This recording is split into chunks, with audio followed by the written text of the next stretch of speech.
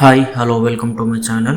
ధరణి పోర్టల్కు సంబంధించిన సమస్యలపై అధ్యయనం చేయడంతో పాటు పునర్నిర్మాణం కోసం రాష్ట్ర ప్రభుత్వం కమిటీని ఏర్పాటు చేసింది.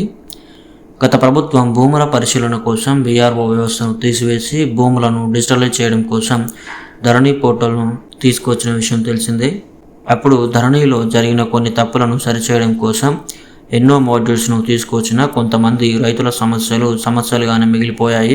దాన్ని దృష్టిలో పెట్టుకుని రాష్ట్ర ప్రభుత్వం ధరణి పోర్టల్కు సంబంధించిన సమస్యలపై అధ్యయనం చేయడంతో పాటు పునర్నిర్మాణం కోసం రాష్ట్ర ప్రభుత్వం కొత్త కమిటీని ఏర్పాటైతే చేసింది. ఈ కమిటీలో మొత్తం 4 సభ్యులు ఉన్నారు. కమిటీ కన్వీనర్గా CCLA సభ్యులు ఉండనున్నారు.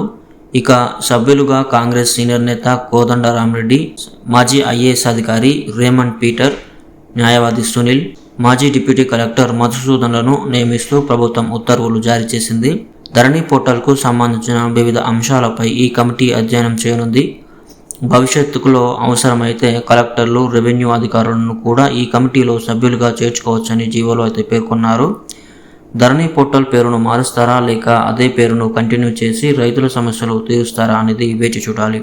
సో ఇది ఫ్రెండ్స్, ఈరోజు వీడియో మీకు నచ్చినట్లయితే లైక్ చేయండి, అలాగే మన ఛానల్కి సబ్స్క్రైబ్ చేసుకోండి. Thank you friends.